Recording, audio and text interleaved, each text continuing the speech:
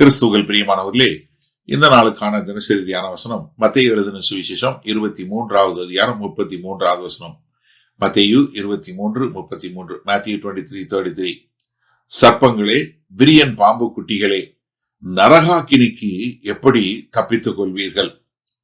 கர்த்தராகிய இயேசு கிறிஸ்து மிக கடுமையாக கடிந்து கொண்டு பேசிய வார்த்தையில இது ஒரு வார்த்தை. அதாவது இது கர்த்தர் அவங்க மேல உள்ள வெறுப்புல பேசல. அதாவது ஒரு பரிசுத்த வேதனை என்று சொல்லக்கூடியதாக. ஏன்னா அந்த மத தலைவர்கள் இருக்கக்கூடிய அவங்களுடைய ஆவிக்குரிய நிலைமையை பார்த்து கர்த்தர் மனபாரப்பட்டு சொல்லக்கூடிய ஒரு காரியம். ஏன்னா நீ அவங்களுடைய உண்மையான தன்மையை பார்க்கிறாரு. என்ன சொல்லி கூப்பிடுறாரு? சர்ப்பங்களே, விரியன் பாம்பு குட்டிகளே. இது நமக்கு ரொம்ப கேள்விப்பட்டது மாதிரி இருக்கா? யாரு?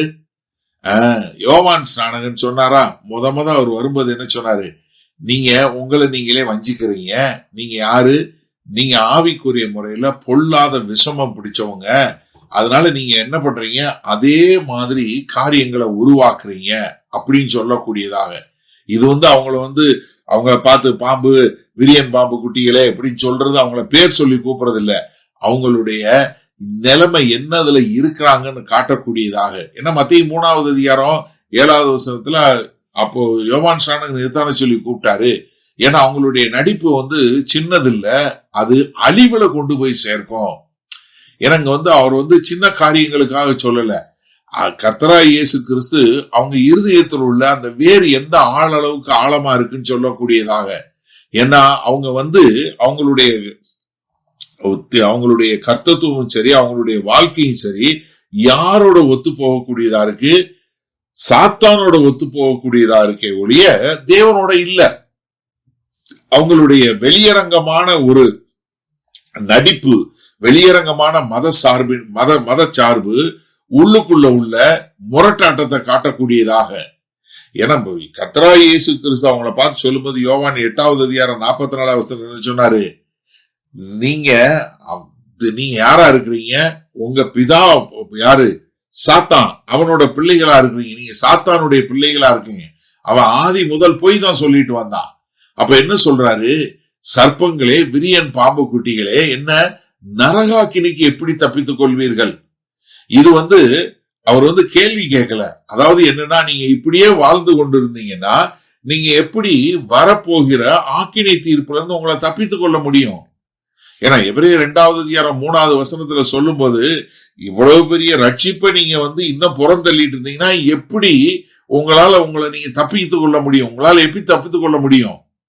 ஏன்னா அங்க யோவான் ஸ்நானகன் சொல்லும் போதும் அதே தான் சொல்றாரு.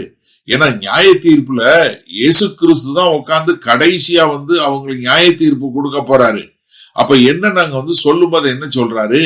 உங்களுடைய இருதயம் கடினப்பட்டதா இருக்கு, நீங்க இப்பொழுதே நீங்க மனம் திரும்புங்க. ஏன்னா ரெவலேஷன் வெளிப்படுத்தின விசேஷம் 3வது அதிகாரம் 19வது வசனத்தை சொல்லும் என்ன சொல்றாரு? நான் யாரை கடிந்து கொள்வேன், யாரை சிட்சிப்பேன், யாரை நேசிக்கிறோனோ அவங்கள செய்வேன். அதனாலதான் இங்க என்ன இப்படி மத சார்பா இருக்கிறீங்க, நீங்க மனம் திரும்பி கர்த்தர்ட்ட வரணும் அப்படிங்கறத சொல்லக்கூடிய ஒரு காரியத்துக்கு சொல்றாரு. சரி, இந்த நாள்ல இந்த வசனத்தை நம்ம எப்படி எடுத்துக்கொள்வது? எனக்கு அருமையானவர்களே, நீங்க கிறிஸ்தவர்களா இருந்தா தயவு செய்து பாவத்தை சீரியஸா எடுத்துக்கோங்க.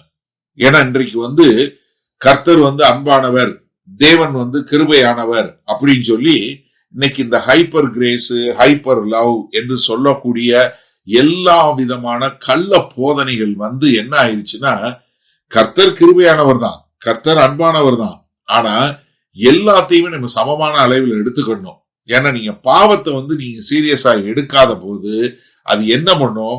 உங்களை அழிவின் பாதையில கொண்டு போய் சேர்த்துரும். இந்த பரிசேயர்களும் இந்த மத தலைவர்களும் என்ன பண்ணாங்க? அவங்க ஒரு மறைவான பாவத்துக்கு தங்களை கொடுத்திருந்தாங்க. அப்ப எனக்கு அருமையானவர்கள், இந்த நாள்ல நீங்க நல்லா தெரிஞ்சு கொள்ளுங்க, நீங்க பாவத்தை சீரியஸா எடுப்பது மாத்திரம் இல்ல, விசேஷமாக எது மறைத்து வைத்திருக்கிற பாவங்களை சீரியஸா நீங்க எடுத்துக்கொள்ளணும். ஏன்னா பரிசுத்த ஆவியானவர் தான் உங்களுக்கு அதை காட்டி கொடுக்க முடியும், உங்க இருதயத்துல எப்படி இருக்குன்னு. ஏன்னா பரிசேயர்கள் என்ன பண்ணாங்க? ஜெபம் பண்ணாங்க, உபவாசம் இருந்தாங்க, போதிச்சாங்க, தசமபாகம் கொடுத்தாங்க, ஆராதனை நடத்தினாங்க. ஆனாலும் அவங்க எங்க போறாங்க? பாதாளம் போறாங்க. அப்ப நீங்க செய்யக்கூடிய மினிஸ்ட்ரி மனம் திரும்புதல் இல்லாம இருந்ததுன்னா அது பயங்கரமான டேஞ்சர். அப்ப என்ன, நீங்க மதத்தை பின்பற்றலாம், அது கிறிஸ்து இல்லைன்னா அது உங்களை சாவுல கொண்டு போய் சேர்க்கும். அப்ப நீங்க தயவு செய்து இந்த பாவங்களை, அது விசேஷமா மறைவான பாவங்களை சீரியஸா எடுத்துக்கொள்வீர்களா? வல்ல பிதாவே, இதோ இந்த செய்தியை கேட்டுக்கொண்டு இருக்கிற எனக்கு அருமையான சகோதர சகோதரி ஒவ்வொருவருக்காய் நான் ஜெபிக்கிறேன். ஆமா ஆண்டவரே, இவர்கள் மிக தெளிவாக புரிந்து கொண்டு, ஆம் தகப்பனே, தங்களுடைய வாழ்க்கையில் இருக்கிற மறைவான பாவங்கள் எல்லாவற்றையும் விட்டுவிட்டு உமக்கென்று வாழ எங்கள் தேவன் கிருபை பாராட்ட வேண்டுமாய் மீட்பெரும் இரட்சகருமாய் இயேசு கிறிஸ்துவின் மூலம் ஜெபிக்கிறோம் நல்ல பிதாவே, ஆமேன். கர்த்தர் உங்களை ஆசீர்வதிப்பாராக. இன்று மாலை மண்ணால சந்திப்போம்.